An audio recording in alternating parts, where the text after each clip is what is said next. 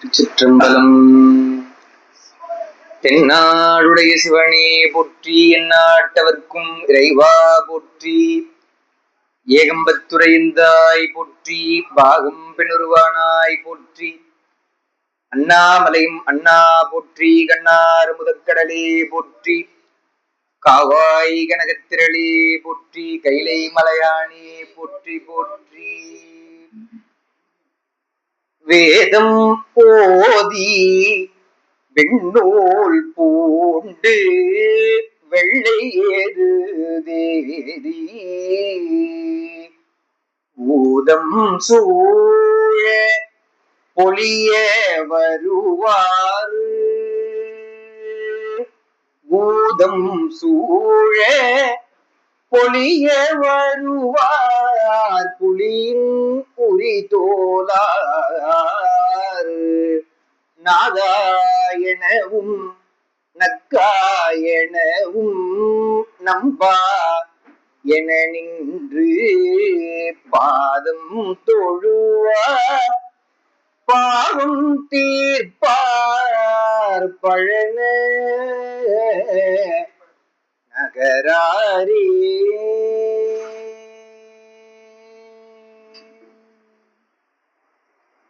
எல்லாம் வல்ல கட்சி ஏகம்ப பெருமானுடைய திருவடிகளை என்னுடைய மனமொழிமைகளால் வணங்கிக் கொள்கின்றேன். திருவான்மியூரிலே எழுந்தருளி அருளாட்சி செய்யக்கூடிய திருவான்மியூர் மருந்தீஸ்வர பெருமானுடைய திருவடிகளை என்னுடைய மனமொழிமைகளால் வணங்கி, நம்முடைய தேவாசிரிய மண்டபத்திலே நிறைந்திருக்கக்கூடிய அடியார் பெருமக்கள் உங்கள் அனைவருடைய திருவடிகளை என்னுடைய மனமொழிமைகளால் வணங்கிக் கொள்கின்றேன். பெருமக்களே, மருந்தீஸ்வர பெருமானுடைய திருவருளும் குருவருளும் கூட்ட நாம் மாதத்திற்கு இருமுறையாக சேக்கிழார் சுவாமிகள் அருளிய திருத்தொண்டர் புராணம் ஆகிய பெரிய புராணத்தை சிந்திப்பதற்கு பெருமானுடைய அருளும் குருவருளும் கொட்டிருக்கிறது. அந்த வகையிலே இந்த நாள் சிறப்பான நாள்.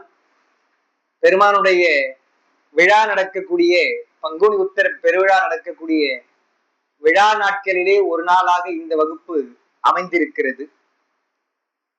விழாவை பற்றி சொல்லும் பொழுது நம்முடைய ஞானசம்பந்த பெருமான் மண்ணினில் பிறந்தார் பெரும் பயன் என்று சொல்றார்கள்.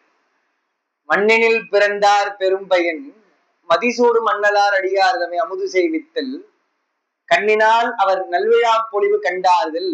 பெருமானுடைய அடியார்களாக இருக்கக்கூடிய மாகேஸ்வரர்கள் அவர்களுக்கெல்லாம் உணவு அளித்தல் என்பது மண்ணினில் பிறந்தார் பெரும் பயன். அடுத்தது என்னன்னு கேட்டா, பெருமானுடைய விழாவை காணுவது என்றுதான். உண்மையாமெனில் உலகர் முன் வருக என்று அண்மையிலே இருக்கக்கூடிய மயிலையிலே பூம்பாவையை உயிர்ப்பெறச் செய்யும் பொழுது அவர் எண்ணிதான் அந்த பதிகத்தை பாடினார் என்று சேக்கிழார் சுவாமிகளுடைய வாக்கு அது. அதனாலதான் எடுத்த உடனே அந்த பாட்டுல ஒட்டிட்ட பண்பின் உருத்திர பல்கணத்தாருக்கு அட்டிட்டல் காணாதே என்று சொல்லி, பொதுவா எல்லாருக்கும் அறம் செய்வதை நம்ம சொல்றோம், அது வேணான்னு சொல்லல. உருத்திர பல்கணத்தார் என்று சொன்னால் அடியார் பெருமக்களுக்காக மாகேஸ்வர பூஜையாக செய்வது அது சிறப்பல்லவா என்று. அதுதான் பெரும் பயன்.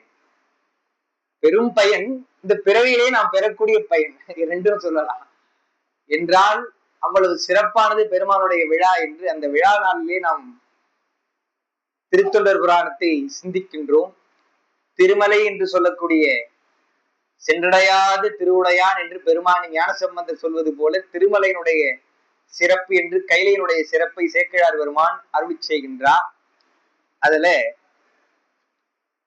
15வது பாடல், அத்தரு தந்த அருட்பார்க்கடல் உண்டு சித்தமார்ந்து தெவிட்டி வளர்ந்தவன் பக்தராய முனிவர் பல்லாயிரர் சுத்த யோகிகள் சூழ இருந்துழி என்று அந்த பாடலோடு நாம் நிறைவு செய்தோம்.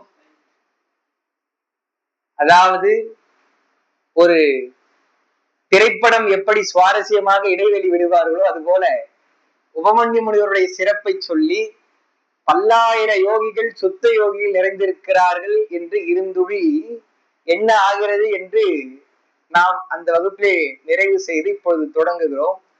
அவரெல்லாம் அப்படி இருக்கும் பொழுது அங்கன் என்று சிந்திக்க வேண்டிய பாடல் 16வது பாடல். அங்கன் ஓரொளி ஆயிர ஞாயிறு பொங்கு பேரொளி போன்று முன் தோன்றிட துங்க மாதவர் சூழ்ந்திருந்தார் எல்லாம் இங்கிரென்கொள் அதிசயம் என்றலும் என்பது இந்த பாடல். பெருமக்களே, ஒளி என்று சொன்னால் நமக்கு சுடர் என்றால் இரு சுடர், சூரியன் சந்திரன். உலகிலே நாம் பார்க்கக்கூடிய விளக்கெல்லாம் கூட என்ன சொல்றோம்? பிரகாசமான விளக்கு எது? இது ஓரளவுக்கு தான் பிரகாசமா இருக்குது. இப்போ மின் விளக்கு சொல்றோம் சொன்னா இது எத்தனை வாட்ஸ்ன்னு கேட்கறோம் இல்லையா? அதற்கு ஏற்றாற் போல அது பிரகாசிக்கிறது என்று பார்க்கிறோம். வள்ளுவர் சான்றோர்களுக்கெல்லாம் ஒரு விளக்கு இருக்கிறது என்று சொல்றாரு. என்ன சொல்றாரு? எல்லா விளக்கும் விளக்கல்ல, சான்றோர்க்கு பொய்யா விளக்கே விளக்கு என்று சொல்லி, பொய்யா விளக்கு என்று வாய்மைதான் சிறந்த விளக்காக அவர் சொல்கிறார். நாம் பெரும் ஜோதியாக கேழில் பரஞ்சோதி கேழில் பரங்கருணை என்று பெருமான சொல்றோம். என்ன சொல்றாரு? அங்கன் ஓரொளி, ஓரொளிதான் வருதா. அது எப்படி இருக்குன்னு சொன்னா, ஆயிர ஞாயிறு பொங்கு பேரொளி. சூரியன் எங்கேயோ இருக்கு, ஆனால் காலை பொழுதுல எழுந்து அதை தரிசனம் செய்யும் பொழுது நமக்கு, அதுவும் அடியார் பெருமக்கள் சூரியனை எப்படி வழிபடணும்னு சொன்னா, பெருமான் அட்டமூர்த்தத்திலே ஒன்றல்லவா என்றுதான் சிவசூரியனாக எண்ணி வழிபடும். அப்படி வழிபடும் பொழுது காலையில பெருமானை பார்க்கலாம், சிவசூரியனாக பார்க்கலாம், மாலையில பார்க்கலாம். அதுவே மதிய வேளையில 12 மணி 1 மணியில போய் சூரியனை பார்க்கணும்னு சொன்னா நேரடி கண்ணால பார்க்க முடியாது அல்லவா? எங்கேயோ இருக்கு, எத்தனையோ கிலோமீட்டர் தூரத்துல இருக்கு. ஆனால் பார்ப்பதற்கு நமக்கு ரொம்ப சிரமமா இருக்குன்னு பார்க்கிறோம். நம்முடைய கண்ணொளி அதை தாங்கக்கூடிய அளவிற்கு இல்லை அல்லவா? இப்போ எங்களுக்கெல்லாம் சில நேரத்துல பேச போகும்போது எதிர்க்க போக்கஸ் லைட் வச்சிருவாங்க. அது நிறைய கட்டிட்டாங்கன்னா ஒண்ணுமே தெரியாது, எதிர்க்க இருக்கிறதே தெரியாது, ரொம்ப கண்ணு உறுத்தலா இருக்கு. அதுக்கே அப்படின்னு சொன்னா ஆயிர ஞாயிறு பொங்கு பேரொளி என்று சொன்னால், பொதுவா இந்த எண்ணிக்கையெல்லாம் சொல்லும் பொழுது பெருமான கூட அணுவிற்கு அணுவாய் என்று சொல்றோம், அண்டம் போன்றவன் என்று சொல்றோம். என்றால் அணு போல சிறியவன் என்று சொல்ல முடியாது. அது ஒரு சாதாரண உதாரணம் தானே தவிர, இங்க ஆயிர ஞாயிறு என்று சொன்னால் ஒரு ஞாயிற்றினுடைய ஒளி இவ்வளவு, அதை 1000 பெருக்கினால் இவ்வளவு என்று கிடையாது. சொல்ல முடியாத அளவுக்கு பெரும்பான்மை, அந்த பெரும்பான்மை சொல்வதற்காக ஆயிர ஞாயிறுன்னு சொல்றார். ஒரு ஒளி வருவதே ஆயிர ஞாயிறு என்றால் எண்ணற்ற ஞாயிறு வருவது போல, சூரியனுடைய ஒளி போல வருகிறது என்று என்ன சொல்றாரு? அதிசயம் எய்தினார்களா அங்க இருக்கிறவங்களாம். என்ன அதிசயம் என்று சொன்னால், பெருமான் தான் பேரொளி, கைலையில பெருமான் தான் பேரொளியாக இருக்கிறான். அவனுக்கு முன்னாடி எல்லாமே சிறிய ஒளிதானே. பெருமான் என்று சொல்றோம் அவனை, அவனை தேவதேவன் மகாதேவன் சொல்றோம். அப்ப அவனுக்கு கீழே இருக்கிறவங்களா தேவர்கள் தானே. அது போல பெருமானே பேரொளியாக இருக்கும் பொழுது மற்ற ஒளியெல்லாம் பெருசா தெரியக்கூடாது, இது என்ன இவ்வளவு பிரம்மாண்டமான ஒரு ஒளி வருகிறது என்று அவனுக்கு புரியவில்லையா? அதிசயம் சொல்றார். அதிசயம் என்பது அந்த உணர்வை நாம் வாங்க முடியாமல் திகைத்து போயிருப்பது. அதனாலதான் மாணிக்க வாசகர் இங்க நம்ம சொல்லியிருக்கிறோம், அதிசயப்பத்துல அதிசயம் என்ன சொல்றாரு? அறியேனே, அதிசயம் கண்டாமே என்றெல்லாம் சொல்றாரு இல்லையா? அதிசயம் அற்புதம் எல்லாம் சொல்றார். அது மாதிரி அங்க இருக்கிறவருக்கு ரொம்ப ஒரு வியப்பு வருகிறதா. என்ன சொல்றார்? அங்கன் ஓரொளி ஆயிர ஞாயிறு பொங்கு பேரொளி போன்று முன் தோன்றிய, எங்க அந்த முனிவர்கள் எல்லாம் இருக்கிறாங்க. கைலையினுடைய அடிவாரத்திலே உபங்கி முனிவர் அவரோடு இருந்த சுத்த யோகிகள் எல்லாம் இருக்கும் பொழுது, துங்க மாதவர் சூழ்ந்திருந்தார் எல்லாம், உயர்ந்த தவமுடைய தவசிகள் எல்லாம் சூழ்ந்திருந்தார் எல்லாம், இங்கு ரெங்கொள் அதிசயம், இங்க என்னப்பா அது இப்படி ஒரு சோதி தோன்றுகிறது என்று அதிசயம் எழுதினார்களாம். ஆரூர்லயும் விழா நடக்குது, எல்லா தளத்திலும் நடக்குது. ஆரூர் பெருமானை அப்பரடிகள் பாடும் பொழுது, ஆயிரம் ஞாயிறு போலும் ஆயிரம் நீள்முடியானும் ஆயிரம் பேரு வந்தாலும் ஆரூர் அமர்ந்த அம்மானே என்று பாடுகிறார். இங்கே நமக்கு பெருமான் தியாகேச பெருமான் எழுந்தருள் இருக்கிறார் என்று பார்க்கிறோம். அவனைத்தான் சொல்லும் பொழுது அவனுடைய நீள்முடி என்பது 1000 ஞாயிறு போலும் 1000 நீள்முடியானும் என்று பாடுகிறார். அதுபோல சிவனுக்கு சொல்வதை சுந்தரர் தான் இந்த பேரொழி நம்ம பார்க்க போறோம். சுந்தரமூர்த்தி சுவாமிகளுக்கு சொல்கிறார் என்று சொன்னால் நமக்கு தெரியும், பதமுக்தி ஸ்தானத்துல சுந்தரமூர்த்தி சுவாமிகள் சாரூப நிலை பெற்றிருந்தவர். அது என்ன சாரூப நிலை என்று சொன்னால் பெருமானை போலவே. அதனாலதான் பேரூர் புராணத்துல என்ன செய்தி வருதுன்னா, பெருமான், அதெல்லாம் சேக்கிழார் சொல்லல, பெருமான் அவன் அழகன் அல்லவா, அவனை மாதிரி அழகு யார் இருப்பான்? அவர் போய் கண்ணாடி முன்னாடி நின்று பார்த்து வருக என்று சொன்ன உடனே வந்தவர் தான் சுந்தரமூர்த்தி சுவாமிகள் என்று பேரூர் புராணத்தில் வந்து. என்னன்னா, அவருடைய சாரூபம் பெற்றவர், பெருமானுக்குரிய அந்த அடையாளங்கள் பெற்றவர். எனவே பெருமான் அவ்வளவு சிறப்புடையவன் அல்லவா, 1000 ஞாயிறு போலும் 1000 நீள்முடியானும் அல்லவா. அதுபோல் நம்முடைய சுந்தரமூர்த்தி சுவாமிகள் வரும் பொழுது அந்த ஜோதி என்பது, இந்த பிரகாசம் என்பது கையில இருக்கிறது என்று ஆச்சரியப்படுகிறார்களாம். ஏன்னு சொன்னா, யாரு வந்தாலும் அதெல்லாம் வந்து பெருசா அங்க ஆங்கிலத்துல சொல்லணும்னா அந்த ஒரு இம்பாக்ட் இருக்காது. எல்லாம் அமைதியா வரணும், அமைதியா போகணும். பார்த்த வழியா நந்தியம் பெருமான் எப்படி காவல் செய்கிறார் என்று பார்த்தோம். பிரம்புதான் பேசும் தவறுனா. அப்படி இருக்கும் பொழுது இப்படி ஒரு பிரகாசத்தோடு வருகிறாரே என்றால் அதே நிலைதான் சுந்தரரை பதிவு செய்கிறார். அப்படி வரும்பொழுது யார் இதுன்னு கேக்குறாங்க. யார் கேக்குறாங்க? மந்திர மாமுனிவர் இவன் யார் என எம்பெருமான் நம்தமர் ஊரன் என்றான்னு சொல்றார் இல்லையா. அது மாதிரி இங்க சொல்றார், உயர்ந்த மாதவர்கள் எல்லாம் கேட்கிறார்களாம் இங்கு தென்குள் அதிசயம் என்றாலும். இந்த சுத்த யோகத்திற்கு நம்ம பார்த்தோம். அதே மாதிரி இங்க மாதவர்னு சொல்றார். இந்த மாதவம் என்பது பெருமானை நோக்கி செய்யக்கூடிய தவம் தான் மாதவம் என்று நம்ம சொன்னோம். அதனாலதான் யாதவன் துவரிக்கு இரையாகிய மாதவன் முடிமேல் அடி வைத்தவன். ஏன் நம்ம திருமால மாதவன் சொல்றோம் என்று அதையும் விளக்கணும். அந்த செய்தியெல்லாம் ஒரு நினைவுக்காக நான் சொல்றேன். அதிசயம் என்றாலும் அந்தி வான்மதி, அடுத்த பாட்டு. அந்தி வான்மதி சூடிய அண்ணல் தாள் சிந்தியா உணர்ந்து அம்முனி தென்திசை வந்த நாவலர் போன் புகழ் வந்தொண்டன் எந்தையார் அருளால் அணைவான் என. பெருமக்களே, என்ன ஒரு செய்தின்னு சொன்னா, ஞானசம்பந்த பெருமான் எப்பொழுதுமே பெருமானுடைய திருவடியை நினைத்து கொண்டிருப்பவர் தான். வம்பரா வரிவண்டு மனம் நார மலரும் மதுமலன் குன்றையான் அடியலால் பேனா எம்புரான் சம்பந்தன் தான். இருந்தாலும் வாது செய்ய போறேன்னு சொன்னா பெருமான் இடத்துல போய் கேட்கிறார். எல்லாமே அவர் தான். அவர் பாடுற பாட்டு, பெருமான் சொல்ற பாட்டு தான், எனதுரை தனதுரை தான். இருந்தாலும் வாது செய்ய திருவுள்ளமே, பெருமானே வாது செய்யலாமா கேட்கிறார் இல்லையா. அப்புறம் என்ன கேட்கிறாரு? வாதத்துக்கு பெருமான் ஒத்துக்கிறான், வாதத்துல வெற்றி பெறணும் இல்லையா. வாதி வென்றழிக்க திருவுள்ளமே என்று கேட்கிறார். வெற்றி பெறுவதற்கும் பெருமானத்துல கேட்கிறார். வாதம் முடிந்த பிறகு என்னதான் அது அரசியலா இருந்தாலும் அத்தனை பேருடைய உயிர் போயிடுச்சே என்று பெருமானே குற்றம் நீ குணங்கள் நீ அல்லவா என்று அதுக்கும் பாடுகிறார். அனல்வாதத்துல திருநள்ளாற்று பதிகம் வந்தது, பெருமான் வெற்றி கொடுத்தான் இல்லையா. வரும்பொழுது போய் அவனை போய் தரிசித்து அதுக்கு ஒரு பதிகம் பாடுகிறார் திருநள்ளாற்றுல என்று சொன்னால் ஒரு சிறப்பான நிகழ்வு என்று சொன்னால் அவனை வழிபடுறோம் இல்லையா.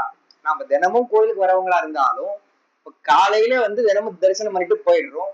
மாலை ஏதோ ஒரு சிறப்பு செய்தி இருக்கிறது என்று சொன்னால் உடனே மறுபடியும் வந்து மருந்தீஸ்வரர் பெருமானை பாக்குறோம் இல்லையா நம்ம. அது மாதிரி உபமன்யு முனிவர் எப்படிப்பட்டவர்னு சொல்லும் பொழுது, சிவபெருமானுடைய திருவடியை தவிர யாரையும் நினைக்காதவர், உயர்ந்தவர், அவர் பாலுக்கு பாலகன் வேண்டி எழுதிட பார்க்கிறது இந்த பிரான் என்று சிறப்புடையவர் தான். இவங்க கேட்கிறாங்க இல்லையா, கேட்ட உடனே என்ன பண்றாரா, அந்த ஜோதி தானப்பா சுந்தரர் அப்படின்னு சொல்லி இல்லையா பெருமானுடைய திருவடியை எண்ணுகிறார். சொல்றாரு பாருங்க, அந்தி வான்மதி சூடிய அண்ணல். அண்ணல் என்று சொன்னால் மேலானவன், உயர்ந்தவன். அதனாலதான் சேக்கிழார் சொல்றார், அங்க போய் கைலைக்கு போகும்பொழுது அப்பர் பெருமான் எவ்வளவு சிரமப்பட்டு அவர் போறாரு. பெருமான் போயிட்டு மூழ்கி திருவிளையாட்டுல போய் கைலை காட்சி கான்னு சொல்லிடுறார். அண்ணலே அங்க சொல்றாரு பாருங்க, என ஆண்டு கொண்ட அருளி அமுதே விண்ணிலே மறைந்து அருள் புரி வேதநாயகனே என்று சொல்றாரு இல்லையா. அது மாதிரி அண்ணல் என்பது உயர்ந்த அந்த தன்மையை குறிக்கக்கூடிய சொல். அந்தி வான்மதி சூடிய அண்ணல் பெருமான், அந்தியிலே தோன்றக்கூடிய இந்த மதி இளம் பிறையை சூடிய பெருமான் அல்லவா. நம்ம சுந்தரரும் எடுத்த உடனே அதான பாடுறாரு. பித்தா என்று பெருமான் சொன்ன உடனே அடுத்த வரி பிறை சூடி என்று அவருடைய அருட்தன்மை தானே சொல்றாரு. அதை சூடிய அண்ணல் தாள் சிந்தியா உணர்ந்து என்றால் பெருமானுடைய திருவடியை நினைந்து சிந்தித்து அவர்களுக்கு பதில் சொல்றாராம். அதுக்குதான் பொதுவான ஒரு செய்தி சொல்லணும்னா, மாணவர்கள் கேட்கிறாங்கன்னா நமக்கு தெரிஞ்ச சப்ஜெக்டா இருந்தா கூட ஒரு நிமிஷம் சிந்தித்து பதில் சொல்லணும். உபமன்யு முனிவரே அப்படி பண்றாருன்னு சொன்னா அப்ப நாமெல்லாம் ஏமாத்துறோம் என்று நினைக்கணும். அதனாலதான் அந்த செருக்கு என்பது கொஞ்சம் கூட வந்துவிடக்கூடாது என்று தமிழ்ல ரொம்ப நல்லா அது சொல்லியிருக்கிறாங்க. என்ன சொல்லியிருக்கிறாங்க? கற்றது கைமண் அளவு கல்லாதது உலகளவென்று உற்ற கலைமடந்து ஓதுகிறாள் மெத்தை வெறும்பந்தயம் கூற வேண்டா புலவீர்கள் எறும்பும் தன் கையால் என்சான் என்பது பாடல். என்ன அது பாட்டு ரெண்டு விதமா சொல்லலாம். கற்றது கைமண் அளவு கல்லாதது உலகளவென்று உற்ற கலைமடந்தை ஓதுகிறாள்னா, உற்ற கலைமடந்தையாக இருக்கக்கூடிய சரஸ்வதி தேவி உங்களுக்கு சொல்றா, பா கற்றது கைமண் அளவு கல்லாதது உலகளவு. ஆங்கிலத்தில் சொல்லும்போது என்ன சொல்றாங்க? Art is long, life is short. கல்வி கரையில, கற்பவர் நாள் சில அப்படின்னு சொல்றாங்க இல்லையா. அது மாதிரி சரஸ்வதி தேவி சொல்றா, உற்ற கலைமடந்தை ஓதுகிறாள். என்ன சொல்றா? கற்றது கைமண் அளவு கல்லாதது உலகளவு என்று சொல்றான்னு சொல்லலாம். ஆனா அது அப்படி இல்லை பொருள். என்ன? கற்றது கைமண் அளவு கல்லாதது உலகளவு என்று உற்ற கலைமடந்தை ஓதுகிறாள்.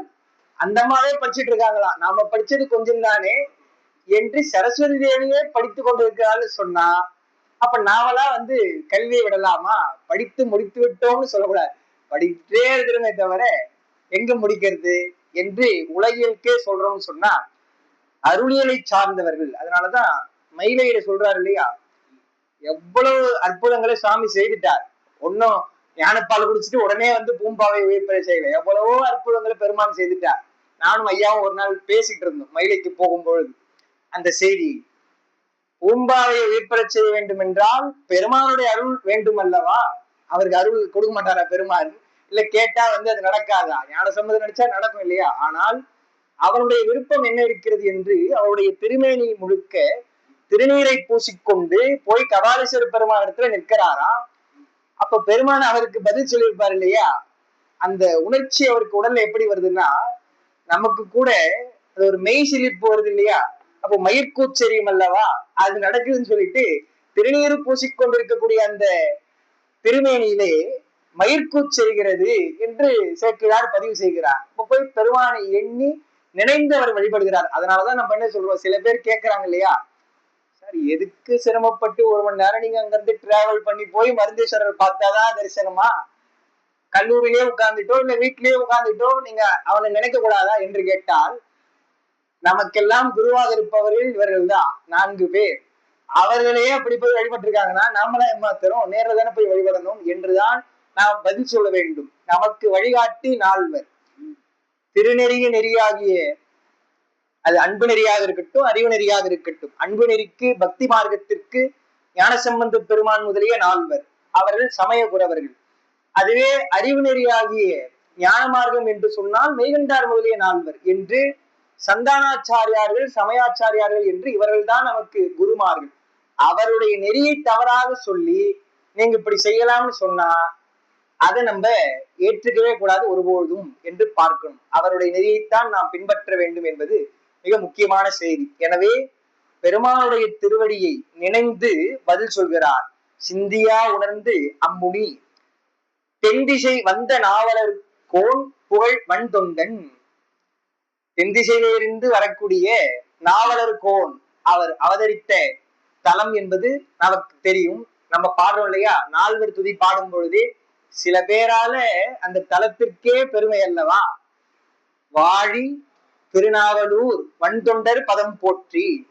அங்கேயும் பாருங்க இங்கேயும் பாருங்க, சுந்தரரை அறிமுகப்படுத்துறாரு, சோதி வருது. அப்போ வேற எவ்வளவோ பேர்கள் அவர்களுக்கு ஆளாள சுந்தரன்னு சொல்லியிருக்கலாம், நம்பி ஆரூரன்னு சொல்லியிருக்கலாம், தம்புரான் தோழர்னு சொல்லியிருக்கலாம். ஆனா என்ன சொல்றாரு? வந்த நாவலர்கோன், நாவலூரிலே அவதற்கு தலைவனாக இருந்தவர் புகழ் வன்தொண்டன் அப்படின்னு சொல்றாரு. ஏன் வன்தொண்டன்னு சொல்றாரு? எவ்வளவு பேர் இருக்கே என்று சொன்னா அவருடைய வன்தொண்டு பார்க்க போறீங்க தடுத்தாட்கொண்ட புராணத்துல. பெருமாள் இடத்துல எவ்வளவு ஒரு கோவம் வருது தெரியுங்களா? அந்த இள ரத்தம்னு சொல்லுவாங்க இல்லையா, திருமணத்துல இருக்கிறாரு, அங்க வந்து தடுத்தாட்கொண்டா கோவம் வருமா வராதா? எதுவா இருந்தாலும் கல்யாணம் பண்ணிட்டு அப்புறம் பேசிக்கிறோம்ப்பா என்பது போல இளைஞர் என்பதனாலே அவருக்கு அந்த வேகம் வருகிறது. பித்தனோ மறையோன்னு சொன்ன உடனே அவரு ரொம்ப ரிலாக்ஸா இருக்கிறார். பித்தனும் ஆகுக, இன்னும் பேயனும் ஆகுக, என்னன்னா இருக்கட்டும்பா, நான் வந்து உன்னுடைய நீ அடிமைதான் என்பதற்கு ப்ரூஃப் வச்சிருக்கேன் அப்படின்றார். சரி கொடுங்கன்னு சொல்லி கீழ்ச்சி போட்டுறாரு இல்லையா? இவனை மாதிரி யாருன்னா வந்து வந்தொண்டு செய்பவர்கள் இருக்கிறாங்களா என்றுதான். அதாவது குழந்தை அடம் பிடித்தால் நம்ம அது கூட சிலதெல்லாம் செய்வோம்.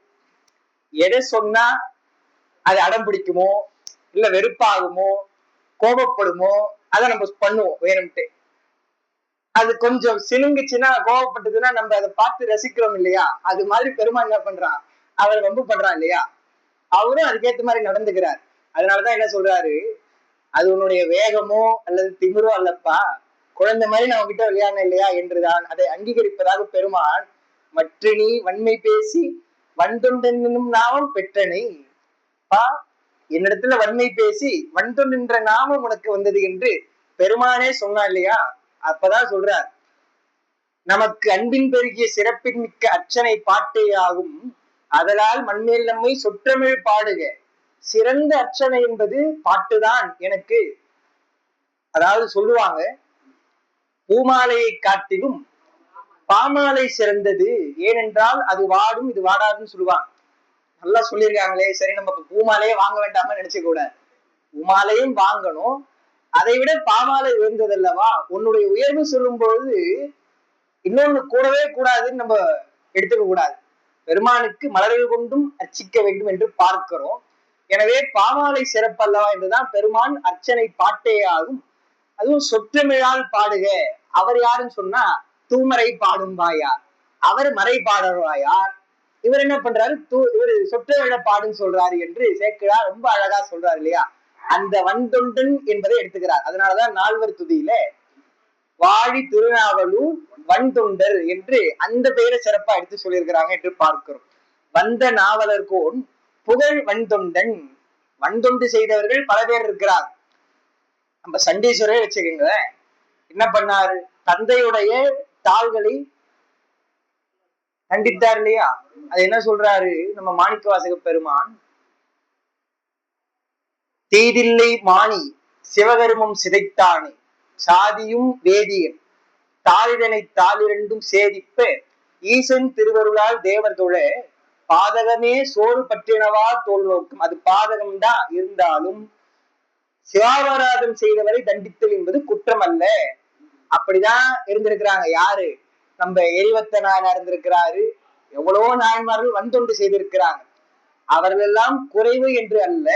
ஆனா இவரை மாதிரி ஆரம்பத்துல இருந்து கடைசி வரைக்கும் திருவாரூர்ல கூட போய் பாடுறாரு இல்லையா? கண்ணெழுந்த நிலையிலே கூட விற்றுக்கொள்வீர் ஒற்றி அல்லேன் விரும்பி ஆட்பட்டேன் குற்றம் ஒன்றும் செய்ததில்லை கொத்தையாக்கினீர் எற்றுக்கடிகள் எங்கன் கொண்டீர்.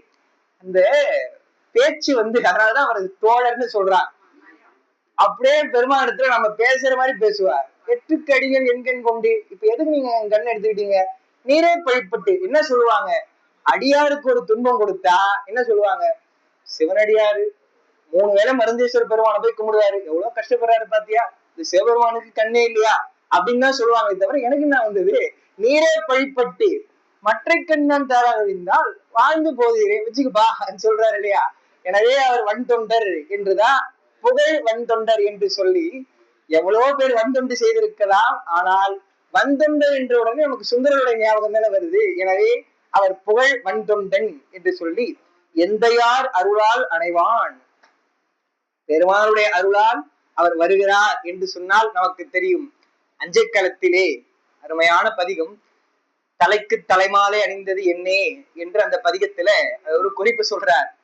சிந்தித்தெழுவார்க்கு நெல்லிக்கனியே அப்படின்லாம் பெருமான பாடுறவரு நான் 2 திருமணம் செய்திருக்கலாம், ஆனால் அது உன்னுடைய அருள் தான். எதுவாக இருந்தாலும் உன்னுடைய அருளா ஏத்துக்கிட்டேன் பெருமானே.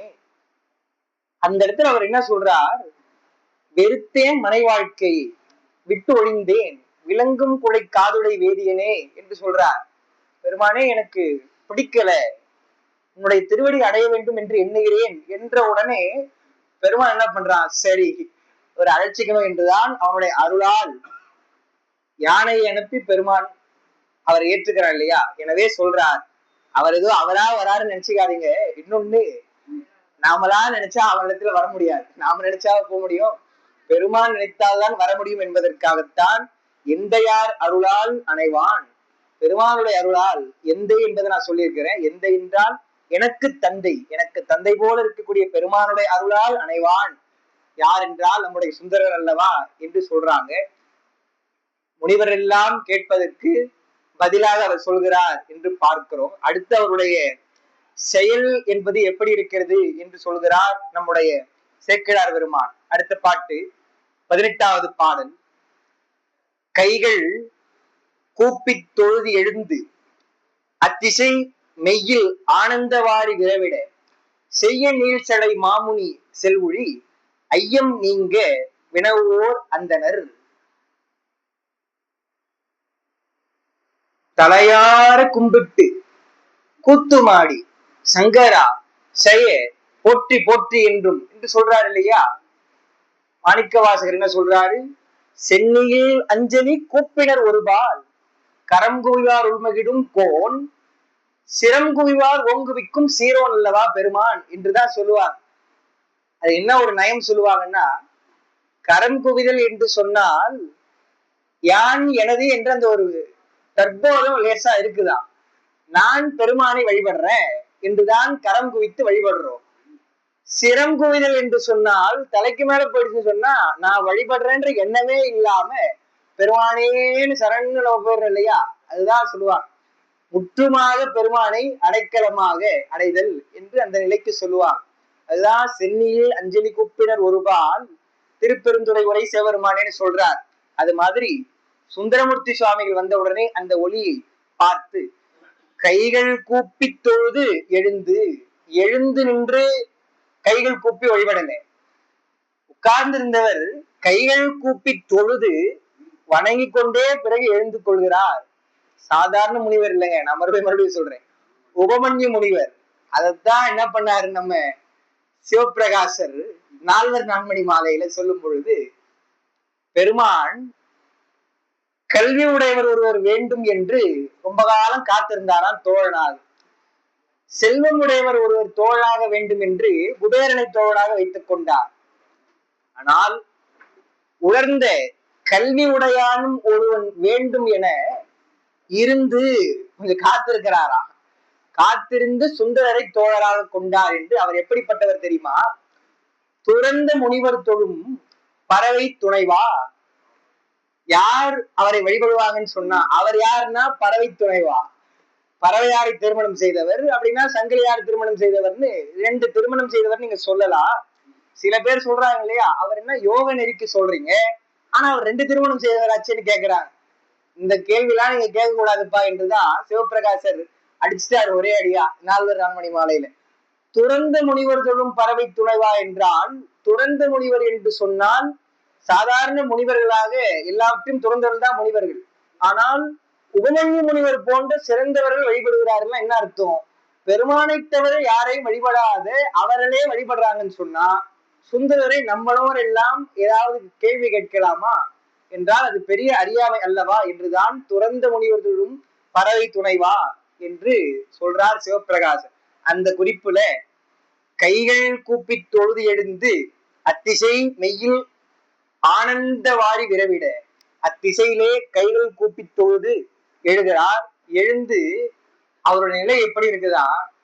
நம்ம பெருமானை பார்க்கும்போது கூட என்ன சொல்றோம்? மெய்தான் அரும்மி விதிர் விதித்து உன் விரையார் கடற்கு என் கைதான் தலை வைத்து கண்ணீர் ததும்பி வெதும்பி உள்ளம் பொய்தான் தவிர்ந்து உன்னை போற்றி என்று சொல்றார் இல்லையா சதகத்துல.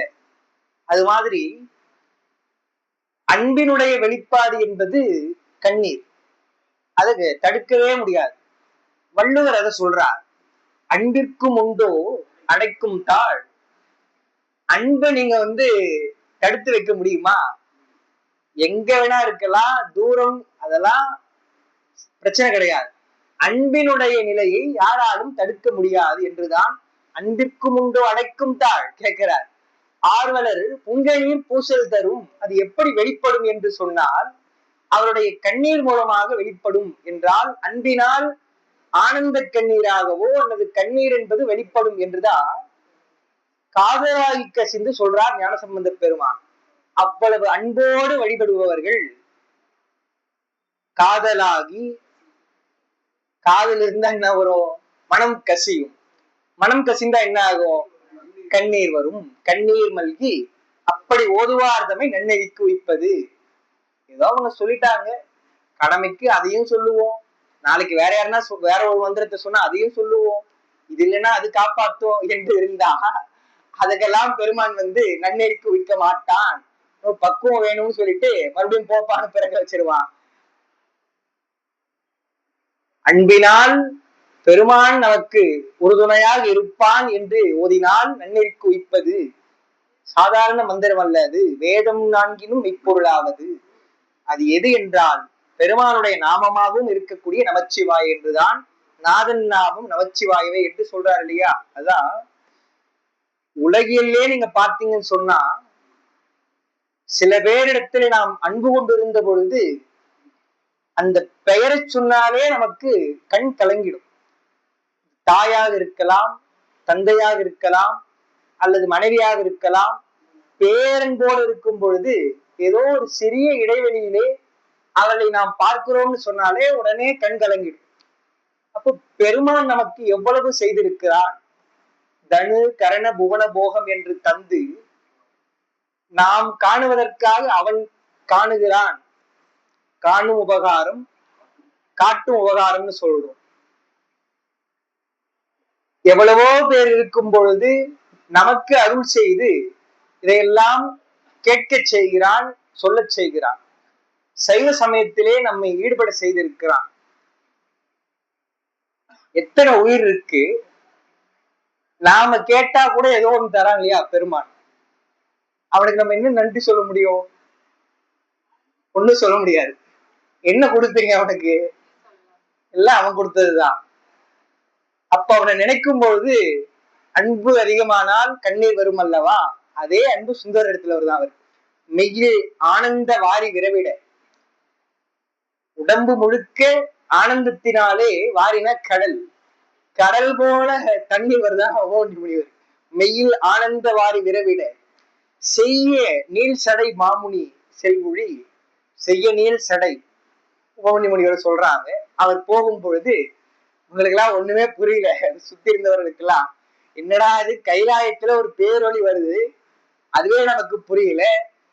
ஓவஞ்சி முனிவர் என்னடான்னா தலையாறு கும்பிட்டு கொண்டு எழுந்துகிறாரு, ஒண்ணுமே புரியலையே என்று என்ன பண்றாங்களா? ஐயம் நீங்க வினவோர் அந்தனர், அந்தனர் என்போர் அறவோர் மா தவனுடைய அந்த அந்தனர்கள் எல்லாம் அவரிடத்துல கேட்கிறாங்களா ஓவஞ்சி முனிவரிடத்துல, ஐயா எங்களுக்கு சந்தேகமா இருக்குது என்று, என்ன புதுசா இருக்குதே, நீங்க பெருமானை தவிர யாரும் வழிபட மாட்டீங்க அல்லவா என்று கேட்கிறாரா. கேட்ட உடனே அவர் பதில் சொல்கிறார் நம்முடைய ஓவஞ்சி முனிவர். அதான் 19வது பாடல்.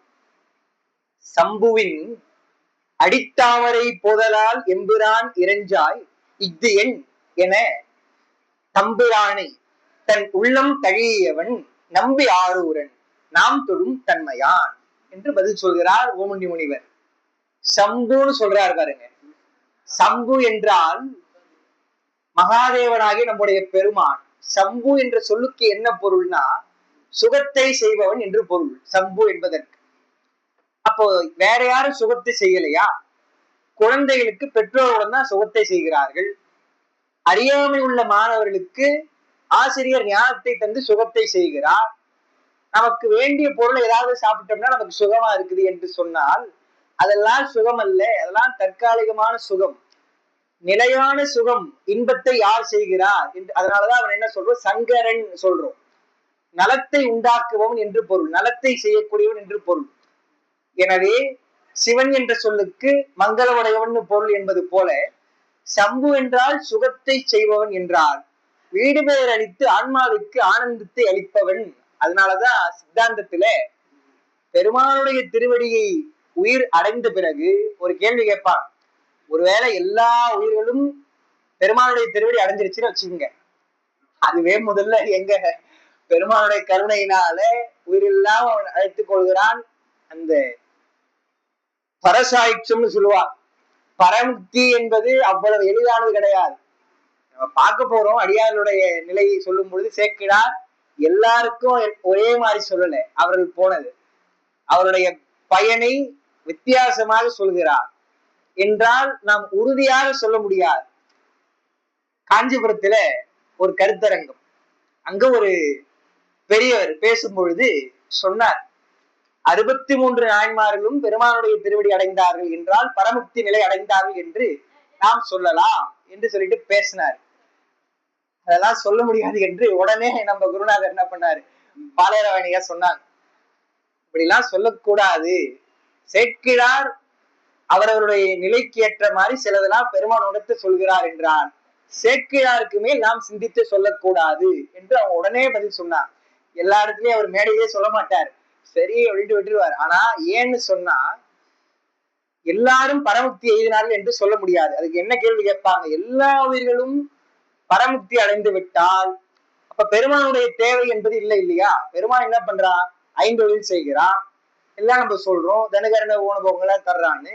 எல்லா உயிர்களும் அவனுடைய திருவடி அடைஞ்சிட்டா பெருமானுக்கு வேலை இல்லையே. அந்த பொருள் எதுவும் இல்லாமல் இருக்குதுன்னு சொன்னா ஒரு பொருள் பயனில்லாம இருந்தா அது சிறப்பல்லன்னு சொல்றோம். எதுக்கு அந்த பொருள் இருக்கணும்னு கேட்டா நம்ம என்ன சொல்றோம், முக்தி நிலையிலே உயிரெல்லாம் பெருமானுடைய திருவடி அடைஞ்சிருச்சு, சரி விடுதலை பெற்று விட்டது. நம்ம என்ன சொல்றோம், வீடுன்னு மட்டும் சொல்லல, முக்தின்னு மட்டும் சொல்லல. முக்தி என்றால் விடுதலை, வீடு பேரு அப்படின்னு சொல்றோம். முக்தி என்பது விடுதலை பெற்றால் மட்டுமல்ல, பெருமானுடைய திருவடி அடைந்து இருக்கிறோம் இல்லையா? எனவே முக்தி நிலையிலே உயிர்களுக்கெல்லாம் ஆனந்தத்தை அளிப்பது யார்? அந்த இன்பத்தை பெருமான் தான் இருந்து தரணும் அல்லவா? அந்த இன்பத்தை தருவதற்கு பெருமான் வேண்டும் என்று நம்ம பதில் சொல்றோம் இல்லையா? அதுதான் அந்த சுகத்தை செய்பவன் தான் சம்பு. அப்படிப்பட்ட சம்புவின் அடித்தாமரை போதலால் பெருமானுடைய திருவடி கமலங்களை தவிர எம்பிரான் இறைஞ்சாய்.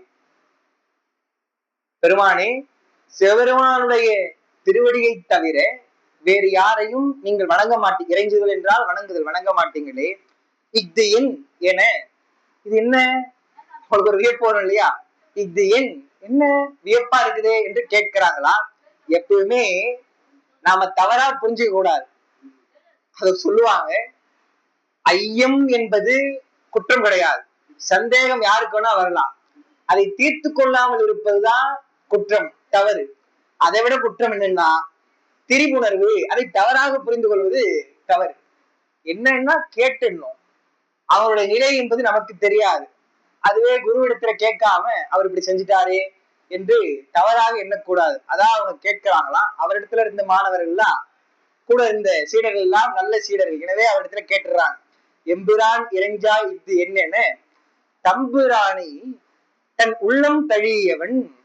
சுந்தரர் சொல்லும் பொழுது எப்படி சொல்றாரு பாருங்க, எப்படி ஞானசம்பந்த பெருமானும் அதே மாதிரிதான் அப்பர் பெருமான், சுந்தரர், மாணிக்க வாசகர் பெருமானையே தன்னுடைய உள்ளத்திலே தழுவி இருந்தவர்கள் அல்லவா என்றுதான் சொல்றாங்க.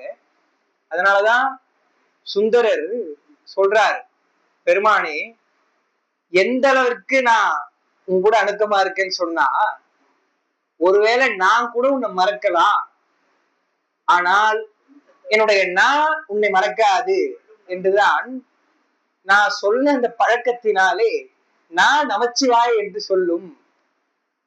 அந்த மாதிரி பழகிட்டோம்னு சொன்னா எந்த நிலையிலும் நமக்கு அந்த மந்திரம் தான் முதல்ல நினைவுக்கு வரணும். ஒரு கஷ்டமா இருந்தாலும் சரி, அல்லது இன்பமா இருந்தாலும் சரி, அல்லது ஏதாவது இருந்தாலும் நமக்கு மந்திரம் நினைவுக்கு வரணும். ஆனால் ஒண்ணும் வேணாம், லேசா நம்ம கால் தடுக்குச்சுன்னா நமக்கு என்ன ஞாபகம் வருது, மந்திரமா ஞாபகத்துக்கு வருது. திட்டுறோம் இல்லையா, நம்ம என்ன இது அப்படின்னு திட்டுறோம், அதுதான் நமக்கு நினைவுக்கு வருது. அற்றவா உன்னை நான் மறக்கினும் சொல்லும்னா நமச்சிவாயவே. பெருமானே, உன்னை நான் மறந்தால் கூட என்னா நமச்சிவாயத்தை சொல்லும்னு சொல்றார். அதேதான் அவினாசியில சொல்றார் நம்முடைய சுந்தரமூர்த்தி சுவாமிகள். எற்றான் மறக்கேன் எழுமைக்கும் எம்பெருமானையே அப்படின்னு சொல்லிட்டு அடுத்த வரிதான் உருக்கமா சொல்றாரு. உற்றாய் என்று உன்னையே உள்ளுகின்றேன் உணர்ந்து உள்ளத்தால். இந்த உற்றாய் என்பதுதான் எங்க ஊர்ல சொல்லும் பொழுது ஏகம்ப பெருமானுக்கு அவருக்கு விழா நடக்குது. இன்று வெள்ளி இடவ வாகனத்தே பெருமான் காட்சியளிப்பார் இரவு. உற்றவர்க்கு உதவும் பெருமான் என்றார். உற்றவர்க்கு உதவும் பெருமானை என்று சொல்றார் இல்லையா? ஐயாற்ற சொல்லும் பொழுது அப்பர் பெருமான் உற்றாரில்லாதார்க்கு உறுதுணை ஆவன. அவருதான் அடிச்சு சொல்றார். உறவுனா யாரு சார் நமக்குன்னா, உறவாவார் உருத்திர பல்கணத்தினார்கள். அடியார் பெருமக்கள் அல்லவா எங்களுக்கு உறவு, பெருமான் தானே எங்களுக்கு உறவு என்று சொல்றார் இல்லையா?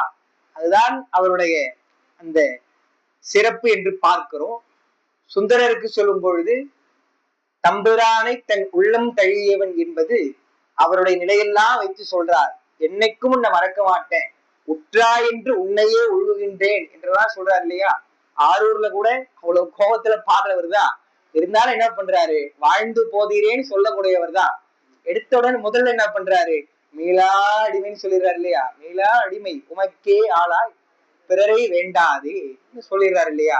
எனவே பெருமானை கொஞ்சம் கூட அவனை தவிர யாரையும் சிந்திக்காதவர் அல்லவா, அவனை உள்ளத்தில் வாங்கியவர்கள் அல்லவா என்றுதான் தம்பிரானை தன் உள்ளம் தழியவன் யார் என்றால் நம்பியாரூரன். அவருடைய நாமத்தை சொல்லி நம்பியாரூரன் நாம் தொழும் தன்மையான். நாம் தொழும் தன்மையான் என்பது என்னன்னா, சிறந்த முனிவனாக நான் இருக்கிறேன், பெருமானை மட்டும் வழிபடுறேன்னு சொல்றீங்களேப்பா, அவனை மட்டும் இல்ல சுந்தரமூர்த்தி சுவாமிகளையும் நான் வழிபடலாம். ஏனென்றால் நம்முடைய பெருமானை அவர் மனசுக்குள்ள வழிபடக்கூடியவர் என்றுதான் உபமன்யு முனிவர் அவர்களுக்கு பதில் சொல்கிறார் என்று பார்க்கிறோம். என்று கூற தன்னுடைய குரு இதுவரை யாரையும் வழிபட்டது கிடையாது. ஆனா ஒருத்தரை பத்தி இப்படி சொல்றார் என்றால் அவருடைய நிலை எப்படி இருக்கும்? என்று கூற இறைஞ்சி எம்புவார். குருவினிடத்திலே அந்த பக்தி என்பது வேண்டும். வணங்கி அவரிடத்துல கேட்கிறாங்களாம். எம்புவார் வென்ற பேரொழியார் செய் விடுத்தவம் நன்று கேட்க விரும்பு நசையினோம் இன்று எமக்கு உரை செய்தருள் என்றலும். அவர் சொன்ன உடனே வென்ற பேரொழியார், நம்ம நீலகண்ட குயவனாருக்கு சொல்லும் பொழுது வென்ற ஐம்புலனால் மிக்கீர் அப்படின்னு சொல்லுவார். பெருமான் சொல்வதாக சேர்க்கிறார் பெருமான். ஏன்னா நீலகண்டம் என்ற அந்த ஒரு சொல்லினாலே அந்த வாக்கை கடைசி வரை காப்பாற்றினார் இல்லையா? மற்ற மாதரார் தம்மை மனத்தினும் தீண்டேன் என்று சொல்லியது சார், மெய்யினால் தீண்டேன் என்பது சரி, மனசை எப்படி நம்ம கட்டுப்படுத்த முடியும் என்றால் அதுதான் பதில். நீலகண்டம் என்ற அந்த மந்திரம் துணையாக இருந்தது. அதனாலதான் என்ன சொல்றாங்க, மனமது செம்மையானால் மந்திரம் ஜெபிக்க வேண்டாம். சரி, அப்ப மனம் செம்மையா இருக்கணும்னா என்ன பண்ணணும்? மந்திரம் ஜெபிக்கணும் இல்லையா? அதை விட்டுட்டு மந்திரம் ஜெபிக்க வேண்டாம் மந்திரம் ஜெபிக்க வேண்டாம் சொல்லுவாரு. செம்மையா இருக்குதா? அப்போ சித்தர் பாடல்களை நமக்கேற்ற அவருடைய நிலையிலிருந்து அவங்க பாடியிருப்பாங்க. செம்மையா இருந்தா சரிதான், செம்மையா இல்லையே, அப்போ மனமது செம்மையாக வேண்டும் என்றால் மந்திரம் ஜெபிக்க வேண்டும் என்று நம்ம வச்சுக்கணும் இல்லையா? அது மாதிரி வென்ற பேரொளி என்று சொன்னால் ஐம்புலனை வென்ற, இதெல்லாம் அந்த குறிப்பு. அவர் யோகத்திலே இருந்த யோக நெறி அல்லவா? புலனுடைய விருப்பம் என்பதெல்லாம் அவருக்கு கிடையாது. எல்லாம் இறைவனுடைய அருள் என்றுதான் அவர் இருந்திருக்கிறார். போகமும் திருவும் புணர்ப்பானைன்னு சொல்லிட்டார். வீடு பேரா இருந்தாலும் உலகில் இன்பமாக இருந்தாலும் எனக்கு தந்தது யார், எனக்கு சேர்ப்பது யார், கூட்டுவித்தால் யார் பெருமான் கூட்டுவிக்கிறார் என்றால் அந்த அருள் என்பது நீதானே பெருமானே என்றுதான் எண்ணுகிறார். எனவே ஏதோ பொண்ணை கேட்டார் எல்லா இடத்துலயும் என்று அவர் ரொம்ப ஆசை விடுவார் போல இருக்கேன்னு நினைச்சுக்காதீங்கப்பா. வென்ற பேரொழியா, சுந்தரரை பத்தி அவங்களுக்கு தெரியாது எதுவுமே. ஆனா ஏன் அப்படி சொல்றாங்க என்றால் நம்முடைய குருநாதரே வழிபடுகிறார் என்று சொன்னால் அவர் எவ்வளவு பெரியவராக இருப்பார். பேரொழின்னு கூட சொல்லல, பேரொழியார் என்று ஒரு ஆர் சேர்த்து சொல்றார். பேரொழியார் செய் விடுத்தவம் அவருடைய தவத்தை. ஏன்னா பெருமானுக்கிணையாக இப்படி ஒரு பேரொழியாக வருகிறார், சாவி உவழி முனிவர் வழிபடுகிறார் என்று சொன்னால் அவருடைய தவம் எவ்வளவு பெரிய தவம் அல்லவா, விழுத்தவம் அல்லவா என்று சொல்லிட்டு நன்று கேட்க விரும்பு நசையினோம். அந்த உயர்ந்த தவத்தை நன்மையினை நசையினோம் என்றால் விருப்பமுடையவராக நாங்க இருக்கிறோம் என்று சொல்லிட்டு அவங்கெல்லாம் சுத்த யோகிகள் தான், மனசை ஒருநிலைப்படுத்தி இருப்பவர்கள் தான். ஆனால் அவர்களுக்கே கூட நம்ம அடிக்கடி சொல்லியிருக்கோம், மலம் நீங்கினால் கூட மலவாசனை போகாதுன்னு சொல்றோம் இல்லையா, பெருங்காய டப்பா மாதிரி. என்ன சொல்றாங்க, சுந்தரரை பத்தி அவருடைய அந்த ஜோதி தரிசனமாக பேரொழியாக வரும் பொழுது ஓவன்ய முனிவர் சொன்ன உடனே ஒரு விருப்பம் வருது. அதே விருப்பம் நமக்கு தொடர்ந்து இருக்குமான்னு தெரியல. இப்ப இங்க உட்கார்ந்துட்டு இருக்கிறோம், பேசும்பொழுது நல்லா பெருமானையே சிந்திச்சுட்டு இருக்கிறோம், இதெல்லாம் படிச்சு முடிச்சிடணும் இன்னைக்கேன்னு தோணுது, பெரிய புராணத்தையே கேட்டுட்டே இருக்கணும்னு தோணுது. அவர் வேற பதிவு செய்து போட்டுறாரு, மறுபடியும் கேட்டு குறிப்பெல்லாம் எழுதி நல்லா உள்வாங்கணும்னு தோணும். வெளியில முடிச்சுட்டு போனோம்னு என்ன தோணும், இன்னைக்கு என்ன இரவு செய்யணும் சமையல், இல்ல வீட்டுல என்ன செய்து வச்சிருப்பாங்க, ஓய்வு எடுக்கலாமா என்றுதான் தோணுமே தவிர அதான் பதிவு செய்துட்டாங்களே எப்பனா ஒரு நாள் பாத்துக்கினா போகுதுன்னு தோணும் இல்லையா. அதான் மனசு, மனசனுடைய இயல்பு அதுதான். எனவே அவர் என்ன செய்கிறாங்களா, சுந்தரர் மேல இவ்வளவு ஒரு ஈடுபாடு வந்து அன்பு இருந்து மனசு இப்பவே நமக்கு ஆர்வத்தில் இருக்கும் போதே கேட்டுடணும், நன்றே செய் இன்றே செய்ன்னு சொல்றாங்க இல்லையா. அதுதான் என்ன சொல்றாங்க, விரும்பு நசையினோம் இன்று எனக்கு உரை செய்தருள் என்றலும். சாமி இன்னைக்கே சொல்லிடுங்க என்றால் நம்ம உலகிலேயே சொல்றோம், நல்ல காரியத்தை தள்ளி போடக்கூடாது, உடனே செய்யணும்னு சொல்றோம். திடீர்னு நமக்கு பெருமானுடைய நினைவு ஏதாவது வந்து,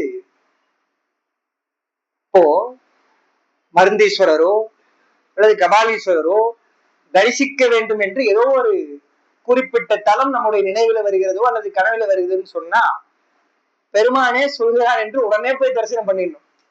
சரி தோணுச்சு, அடுத்த வாரம் போய்க்கலாம், அடுத்த மாசம் போய்க்கலாம்னு சொல்லக்கூடாது. அது மாதிரிதான் அந்த எண்ணம் வந்த உடனே இன்று எமக்கு குறை செய்தருள் என்றலும், இன்னைக்கே எங்களுக்கு சொல்லுங்க என்று அவர்கள் அவ்வளவு ஆர்வத்தோடு கேட்கிறார்களா. அப்படி கேட்கும் பொழுது அவர் தடை சொல்லுவாரா. ஓவன்ய முனிவர் சொல்றாரு, என்ன சொல்றாரு பாருங்க, உள்ள வண்ணம் முனிவன் உரை செய்வான்.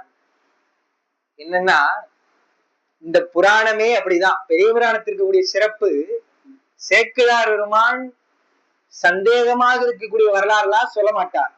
எந்த இடத்துல குழப்பமா இருக்குதோ, உறுதியா அவருக்கு தெரியலையோ அதை ஸ்கிப் பண்ணிடுவாரே தவிர, சொல்லாம கூட விட்டுருவாரே தவிர, ஆனா சொல்ல மாட்டார். அவ்வளவு ஒரு உறுதியாக தெரிந்ததைத்தான் பதிவு செய்திருக்கிறார். நம்ம குருநாதர் சொல்லுவார், அடிக்கடி சொல்லக்கூடியது, ஒரு எடுத்துக்காட்டுக்கு சொல்லுவார், ஞானசம்பந்த பெருமானுடைய இயற்பெயரே சொல்லல சேக்கிழார், ஞானசம்பந்தர் ஆயினார். அதை என்ன சொல்லுவார், முதல்ல சொல்லும் பொழுது சிவஞான சம்பந்தர் ஆயினார், யாவர்க்கும் தந்தையா எனும் இப்படி அளித்தார் என்றாவதனால் ஆளுடைய பிள்ளையாராய் அகில தேவர்க்கும் மறையவர்க்கும் தெரிவறிய பொருளாகும் தாவில் தனி சிவ ஞான சம்பந்தர் ஆயினார் என்பது அவருக்கு அந்த நிலையில இருந்த பெயர், காரண பெயர் தான், அவருடைய இயற்பெயர் அல்ல. அப்பா அம்மா பேர் வச்சும் போது என்ன சொல்லிட்டாரு, நாமகரணம் சூட்டின்னு சொல்லிட்டார், பேரு வச்சாங்கன்ட்டாரே தவிர என்ன பெயர்னு சொல்லல. ஞானசம்பந்த பெருமானுக்கு என்று ஏற்பாடு, திருமணத்துல ஏற்பாடு செய்திருந்த அந்த பெண் யாரு, அவருடைய பெயர் என்ன, சொக்கியார் தோத்திர பூர்ணாம்பிகைன்னு சொல்றாங்க. அது ஆச்சாரபுரத்துல இருக்கக்கூடிய கல்வெட்டில் இருக்கக்கூடிய செய்திகள்லாம் சொல்றாங்க. சேக்கிழாருக்கு அதெல்லாம் தெரிஞ்சிருக்காதா. கடைசியா சொல்லும்போது கூட என்ன சொல்றார், காதலியை கைப்பற்றி கொண்டு வளம் கொண்டருளி தீரகற்ற வந்தருளும் திருஞான சம்பந்தர் தான், பெயர் சொல்லல. அதே மாதிரிதான் பாலை நெய்தல் பாடியது என்பது சாத்திரத்தெல்லாம் சொல்றாங்க ஞானசம்பந்த பெருமானுடைய சிறப்பை. ஆனால் சேக்கிழார் சொல்லல என்றால் எது உறுதியாக அவர் சொல்லணும்னு நினைக்கிறாரோ அதைத்தான் சொல்லுவார். புனைவாக நம்ம அதிகமா சொல்லுவோம் என்று சொல்லுவது கிடையாது. அகச்சான்றாக எப்படி பெருமக்கள் சொல்லியிருக்கிறாங்க. இப்போ சுந்தரரை கூட தம்புரானை தன் உள்ளம் தழியவன் என்றால் எவ்வளவு இடத்துல சுந்தரர் பதிவு செய்கிறார், உன்னை தவிர யாரையும் வழிபட மாட்டேன் என்று சொல்றாரு இல்லையா, அவ்வளவு உறுதி உடையவர் அல்லவா. எனவே அவருக்கு அப்படி சொல்லுவாரே தவிர சரியா ஏதோ நம்ம ஒண்ணு சொல்லிடுவோம், சிவனடியார் என்றால் அப்படி சொல்லிடணும்லாம் சொல்ல மாட்டார். அப்போ உபமன்யு முனிவர் சொல்வது போலதானே இந்த புராணம் வருது. அப்போ எப்படி சொல்லணும் என்றால், உபமன்யு முனிவர் எப்படி சொல்றாரா, எவ்வளவு ஆழமா சொல்லியிருக்காரு பாருங்க. உள்ள வண்ணம் முனிவன் உரை செய்வான். இருப்பதை சொல்றோம், நம்ம சொல்றோம் இல்லையா, அப்பா இருக்கிறத நான் சொல்றேன், நான்லாம் வேற எதுவும் திருச்சிலாம் சொல்லன்னு சொல்றோம் இல்லையா, அது மாதிரி சொல்றார். உள்ள வண்ணம் என்ன இருக்குதோ அதை சொல்றார் என்றால் மிகைப்படுத்தியோ அல்லது சுருக்கியோ நான் சொல்லல. எது இருக்குதோ, நம்ம கூட சொல்றோம் நடந்தது நடந்த மாதிரி சொல்லணும், எதுவும் மாத்தி சொல்லக்கூடாதுன்னு சொல்றோம் இல்லையா, அது மாதிரி சொல்றாரா. உள்ள வண்ணம் முனிவன் உரை செய்வான். என்னன்னா, மத்த காப்பியத்துக்கோ புராணத்துக்கோ இந்த சிறப்பு கிடையாது. புனைவும் இருக்கும், இவர் கூட கற்பனைகள்லாம் சொல்றா, இயற்கை கற்பனை அதெல்லாம் சொல்றா, இலக்கிய சுவை தனி. நாயனாருடைய வரலாற்று எல்லாம் அப்படி சொல்ல மாட்டார், ரொம்ப இல்லாததெல்லாம் சொல்ல மாட்டார் என்று பார்க்கிறோம். அப்படி இருக்கக்கூடிய புராணங்கள் என்பது ரொம்ப அரிது. அதனாலதான் இதனுடைய பெயர் திருத்தொண்டர் புராணம் தான். ஆனா நம்ம என்ன சொல்றோம், பெரிய புராணம்னு சொல்றோம் இல்லையா, அதான் இந்த நூலுடைய சிறப்புன்னு பார்க்கிறோம். உள்ள வண்ணம் முனிவன் உரை செய்வான். முனிவனாகிய உபமன்யு முனிவர் உரை செய்கிறாரா. வெள்ள நீர் சடை மெய்ப்பொருளாகிய வள்ளல் சாத்து மதுமலர் மாலையும் அள்ளும் நீரும் எடுத்தணைவான் உலன். அவருடைய தன்மையை சொல்லும் பொழுது 2 தொண்டு சுந்தரமூர்த்தி சுவாமிகள் செய்தது. ஒன்று, பெருமானுக்கு அணுக்க தொண்டாக. ஏன்னா ஒருவருடைய நிலை ஒண்ணு, சாலோகம், சாமீபம், சாரூபம் என்ற அந்த 3 இருக்கு இல்லையா, பதமுக்தி நிலை. அதுல சாலோகத்தில் இருப்பவர்கள் எல்லாம் ஆண்டான் அடிமை என்ற அந்த முறையில இருக்கக்கூடியவர்கள். அதனால அவனுக்கென்ற ஒரு உரிமை என்பது உண்டு. என்னதான் நமக்கு முதலாளி அணுக்கமா இருந்தாலும் ஒரு வரன்முறை இருக்கு இல்லையா, அது மாதிரி. அதுவே அடுத்த நிலையாக மகன்மை நெறியாக இருந்தால் மகன் போல இருப்பது என்பது ஒன்று. தோழமை நெறி என்று சொன்னால் அவர்களுக்குரியது ஒன்று அல்லவா. இவர் தொண்டை என்ன சொல்லுவாங்க, அணுக்க தொண்டுன்னு சொல்லுவாங்க, அணுக்க தொண்டு ஆற்றியவர் என்று சொல்லுவாங்க. எனவே பெருமானுடைய பூசைக்காக, பெருமானுக்காக மலர்களை படித்து கொண்டு வருவதும், பெருமான் அணியக்கூடிய திருநீற்றினை கையில் ஏந்தி கொண்டிருப்பதும். அதனாலதான் அவர் என்ன சொல்றாங்க, ஆளாள சுந்தரர்னு சொல்றாங்க. அடுத்து சொல்ல போறார் என்ன ஆளாள சுந்தரர் என்று அவருக்கு பெயர்னா, அதுவும் சேக்கிழார் சொல்லல, ஆளாள சுந்தரர்னு சொன்னாரே தவிர ஏன் ஆளாள சுந்தரர் சொன்னாங்கன்னு சொல்லல இல்லையா. கடலிலே நஞ்சு வந்த பொழுது தேவர்கள் எல்லாம் அஞ்சுகிறார்கள். யாரு, சாதாரண தேவர்கள் இல்ல, பிரம்மா விஷ்ணு போன்றவர்கள் எல்லாம் அஞ்சுகிறார்கள். அவர்தான் அந்த மலையை தாங்கினார் என்றும், இந்த விஷத்தினுடைய வெப்பம் தாங்க முடியாமல் அவருடைய நிறம் மாறியது, கருகியது என்றும், அவருடைய இயல்பான நிறத்தை பெறுவதற்காக கச்சி ஏகம்பத்திலே வழிபட்டார் என்றும், நிலாத்துண்ட பெருமாளாக அவர் இன்றும் இருக்கிறார். அது என்ன சிறப்புன்னா, அது சும்மா நம்ம வரலாற்றுல சொல்றது மட்டும் இல்லை, அது ஒரு திவ்ய தேசம் தெரியுங்களா. 108ல ஒரு திவ்ய தேசம் என்பது ஏகம்ப பெருமானுடைய சன்னதியில் இருக்கக்கூடிய பெருமாள். நிலாத்துண்ட பெருமாள் என்றால் அவருடைய இந்த ஒளி பிரகாசம் பட்டு அவருடைய இயல்பு நிலைக்கு மாறினார் என்பது புராணம். எனவே மகாதேவர்களாக இருப்பவர் எல்லாம், மகாதேவர்னா பெருமான் அல்ல, சிறந்த தேவர்களாக இருப்பவர்கள் எல்லாம் அஞ்சும் பொழுது பெருமான் என்ன பண்ணாரா, இது வரம்பா, நான் அந்த நெஞ்சை கண்ட்ரோல் பண்றேன், அதை காக்கிறேன் என்று சொல்லாம, சுந்தரா நம்ம கூட சொல்லுவோம் இல்லையா, இதுக்கெல்லாம் நாங்க வர வேண்டியது இல்லைங்க, ஒரே பார்த்து சொல்ற மாதிரி, சுந்தரா நீ போப்பா அப்படின்னாரு. அவங்களுக்கே புரியல, என்னடா அது நாமெல்லாம் பயந்து போய் வரோம், நான் சுந்தரர் அனுப்புறாரு என்றால். கண்ணதாசன் வேடிக்கையா பாடினாரு, அதுதான் பரமசிவன் கழுத்தில் இருந்து பாம்பு கேட்டதுன்னு பாடினாரு. அது பெருமானுடைய கழுத்துல இல்லைன்னா கேட்குமா, கருடன் இடத்துல போய் கருடா சௌக்கியமா அப்படிங்களா, அதுக்குதான் கருடன் பதில் சொல்லிச்சு. அது நயம்தான், அவர் சும்மா பாடுறாரு. யாவும் இருக்கும் இடத்தில் இருந்து கொண்டால் எல்லாம் சௌக்கியமே. கருடன் சொன்னதுன்னா யாரை சார்ந்து இருக்கிறோமோ அதானே. பெருமானுடைய இதுல இருக்கும் பொழுது கருடனை கூட பார்த்து கேட்கணும், என்னப்பா சௌக்கியமான்னு கேட்கிறான். ஏன்னா நம்ம பெருமான் இருக்கிறான்ற தைரியம். அது போல அவரிடத்துல இருக்கிறாருன்னா இவருக்கு என்ன பயம் வந்தது, பெருமான் சொல்றாரு சரி போலாம். இன்னொன்னு ஒரு நயம் சொல்லுவாங்க, திருநீற்றை கையில ஏந்தி கொண்டிருந்தாரு சுந்தரர், அவருடைய கைக்கு ஆழகால விஷயம் என்ன பண்ண முடியும், அவ்வளவு சிறப்புடையது நம்முடைய திருநீர் என்று பார்க்கிறோம். சரின்னு அவரு போய் என்ன பண்ணாரு, அஞ்சக்கூடிய அந்த நஞ்சினை ஆழகால விஷத்தையே ஒரு நெல்லிக்கனி அளவுக்கு சுருட்டி எடுத்துட்டு வந்து இந்தாங்க சாமின்னு பெருமானத்துல கொடுத்துட்டாரு இல்லையா. எனவே அவன் ஆளாள சுந்தரன் என்றுதான் அவருடைய பெயர் வந்தது. வெள்ள நீர் சடை மெய்ப்பொருளாகிய வள்ளல் சாத்து மதுமலர் மாலையும் பெருமானுக்குரிய அந்த மலர் மாலைகள் எல்லாம் நந்தவனத்திலிருந்து எடுத்து வருவதும், அப்புறம் அள்ளும் நீரும் எடுத்தனைவான் புலன், பெருமானுக்குரிய அந்த திருநீரையும் எடுத்து கொடுப்பதற்காக தாங்கிக் கொண்டிருக்கக்கூடியவர் சுந்தரர் என்று இந்த பாட்டுல வெள்ள நீர் சடை மெய்ப்பொருளாகிய வள்ளல் என்று சொல்கிறார். மெய்ப்பொருள் என்றால் நம்ம சொல்லியிருக்கிறோம் தத்துவத்துல மெய்ப்பொருள் என்று சொன்னால் உண்மைன்னு அர்த்தம் கிடையாது. பொய்ப்பொருள் என்று சொன்னால் பொய் என்று, அதாவது ட்ரூ ஃபால்ஸ் என்று அர்த்தம் இல்லை. மெய்ப்பொருள் என்றால் என்றும் உள்ள பொருள், நிலையான பொருள் என்று அர்த்தம். யார் மெய்ப்பொருள், நமக்கெல்லாம் உறுதியை தரக்கூடிய பொருள் என்றால் பெருமான் அல்லவா என்றுதான் பொன்னும் மெய்ப்பொருளும் தருவானே, அதுதான் இங்க தியாகேச பெருமான் பாடிட்டு வந்து பொன்னும் மெய்ப்பொருளும் தருவானேன்னு சொல்றாங்க இல்லையா. அதான் எங்க ஐயா சொல்லுவார், பொன்னும் மெய்ப்பொருளும்னு சொன்னா அப்ப பொன் என்பது என்ன, பொய்ப்பொருள் அல்லவா, அது நயமா சொன்னார்னு சொல்லுவார். நமக்கு இப்ப பொன் என்பது ரொம்ப விலை அதிகமா போயிட்டு இருக்கே சார், கொஞ்சம் பெருமான் கொடுக்க கூடாதா, சுந்தரர் கொடுத்த மாதிரி நினைக்கிறோம். அதெல்லாம் பொய்ப்பொருள் என்றால் பொன் என்பது உயர்ந்ததுன்னு நம்ம பேசிட்டு இருந்தோம். 2 வாரத்துல என்ன ஆச்சு, பொன்னை காட்டிலும் எரிவாயுவை பத்தி பேச ஆரம்பிச்சிட்டோம். என்றால் இதெல்லாம் மாறிக்கிட்டே இருக்கும், எல்லாம் நிலையானது கிடையாது, பெருமான் தான் நிலையானது அல்லவா என்று மெய்ப்பொருளாகிய வள்ளல் சொல்றாரு பாருங்க. பெருமான் தான் வள்ளல் என்றால் அவன் வரையாது கொடுப்பவன், வல்லன்மை உடையவன் என்றால் என்ன ஒரு சிறப்புன்னா, அவனுக்குன்னு அவன் எதுவும் வச்சுக்க மாட்டான் பெருமான், என்ன இருந்தாலும் அடியாருக்குன்னு கொடுத்துடுறான் இல்லையா. அதனாலதான் அந்த வள்ளலுக்கு பெயர் என்ன தெரியுங்களா, தியாகேசன்னு பெயர்.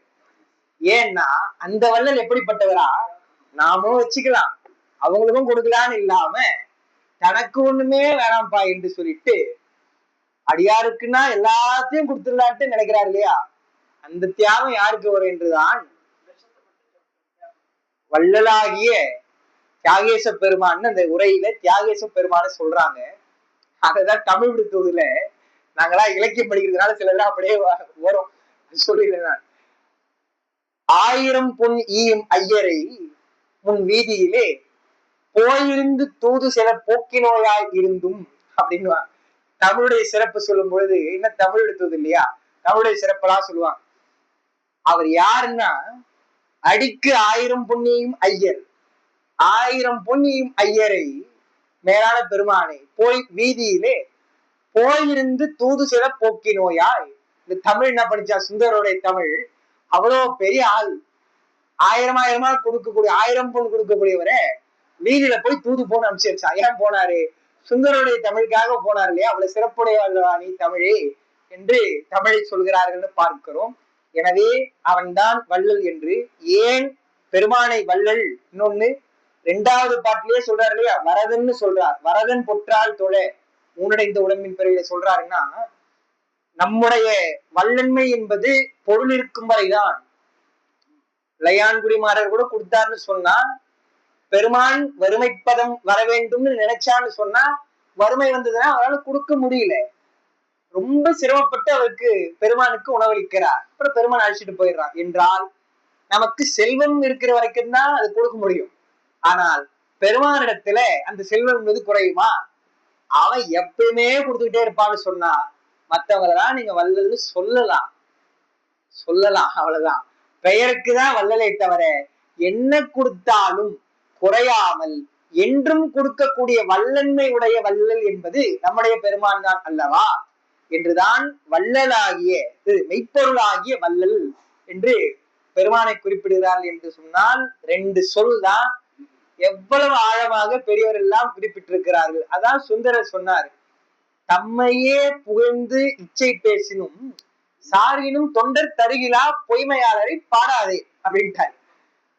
நீங்க அவனை புகழ்ந்து புகழ்ந்து எப்படி பேசுவீங்கன்னு சொன்னா, மிடுக்கிலாதானை வீமனே விரல் விசையனே வில்லுக்கு இவன் என்று கொடுக்கிலாதானை பாரியே என்று கூறினும் கொடுப்பாரில்லை. அதாவது உலகியல்ல சொல்லணும்னா சொல்லுவாங்க சில பழமொழிகள்லாம், அதெல்லாம் வேணாம். ரொம்ப கருமையா இருப்பான், கஞ்சனா இருப்பான். அவனை பார்த்துட்டு பாரியே அப்படின்னு பாரி மாதிரி கொடுக்குறவன் இல்லையாப்பா நீ என்று.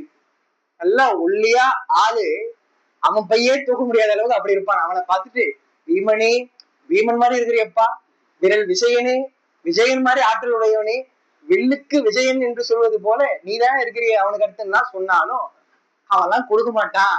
அவனை நம்பி பொய்மையாளரை பாடாதே என்று சொல்லிட்டு நம்ம கேட்போம் இல்லையா.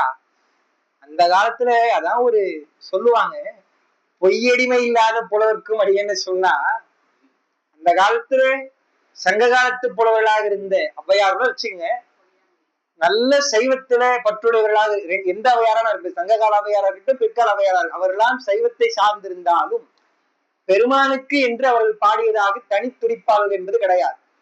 மன்னரைத்தான் பாடியிருக்கிறார். அதிகமானை பாடும்பொழுது கூட நீலமணிமனற்று ஒருவன் போல மண்ணுக எல்லாம் சரி, பெருமானுக்கு நூல்கள் பாடியிருக்கணும் இல்லையா. அதனாலதான் அந்த அடிமை எல்லாம் சிறப்பாக இருந்தாலும் அதெல்லாம் பொய்யடிமை என்று ஒரே வரியில சொல்லிட்டு பொய்யடிமை இல்லாத புலவர் என்றுதான் சொன்னாங்க.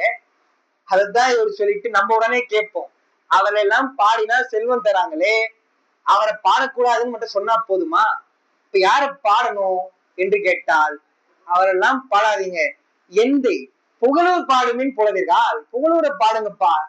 எல்லாம் சரிங்க, உங்க ஆளு வீடு பேர் தான் கொடுப்பாரு, சாப்பாடு ஏதாவது கொடுப்பாரா, காசு ஏதாவது கொடுப்பாரான்னு கேட்டா என்ன அப்படி கேட்டுட்ட. சில பேர் சொல்லுவாங்க, இந்த பிறவில நீங்க போய் சிவனை கும்பிட்டீங்கன்னு சொன்னா, எனக்கு ஞாபகம் சொல்லக்கூடாது இதெல்லாம் சும்மா சொல்லிடுறேன் நானு. நேற்று நான் விடுதியில உட்காந்து சாப்பிட்டுட்டு இருக்கிறப்போ ஒரு அன்பர், எங்க விடுதியில தங்கி இருக்கக்கூடியவர் ஒரு அண்ணா, அவர் கேட்கிறாரு வந்துட்டு, ஒரு திருக்கோயில் சிவாலயம் ஒண்ணு இல்ல, நம்ம கோயம்பேடு குறுங்காலீஸ்வரர் தான் எப்படி போகணும்னு கேட்டாரு. நான் வழிதான் சொல்லிட்டு இருந்தேன், நான் ஒழுவா இருக்கிறப்ப அங்க போவேன், தரிசனம் பண்ணுவேன். கேட்டாரு, போங்கன்னு சொல்லிட்டேன். நான் போயிட்டீங்களா அப்படின்னு நேற்று கேட்டா அவரு அமைதியா ரொம்ப பவ்யமா பக்கத்துல வந்து உட்காந்துட்டு கேட்கிறாரு, பெருமானை போய் வணங்கலாமா அப்படின்னு கேட்டாரு. நான் சிரிச்ச உடனே, ஏங்க அப்படி கேக்குறீங்க அப்படின்னா, வணங்குறதுக்கு தானே வழி சொல்றேன் நானு என்றால், இல்ல சிவபெருமான கும்பிடுறதுக்கு கொஞ்சம் அச்சமா இருக்குது அப்படின்னாரு.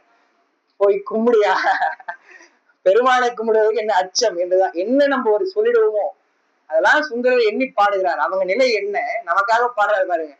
இந்த பிறவினை சிவபெருமானை வழிபட்டா அடுத்த பிறவிக்கு நல்லா இருக்கலாம் நீங்க சமாதானம் சொல்லுவீங்களா என்று இல்லை, இம்மையே தரும் சோறும் கூடையும் இந்த பிறவினை தருவான் பெருமான், ஏத்தலாம் நம்பி கும்பிடலாம், இடர் கெடலுமா என்றால் உலகியல் துன்பமும் போகும், இந்த துன்பமாகிய பிறவியும் போகும் என்றுதான். இடர் கெடலுமா, அடுத்து அது மட்டும்தானா சார், அப்ப வீடு பேர் கொடுக்க மாட்டாங்கன்னா, அம்மையே சிவலோகம் ஆள்வதற்கு யாரும் ஐயரவில்லை. அதுதான் ஞானசம்பந்த பெருமான் எளிமையா சொன்னார், மண்ணில் நல்ல வண்ணம் வாழலாம், எண்ணில் நல்ல கதிக்கு யாரும் ஓர் குறைவில்லை. நீங்க இதை கேட்டாலும் அவன் கொடுக்குறான், அதை கேட்டாலும் கொடுக்குறா என்றுதான்.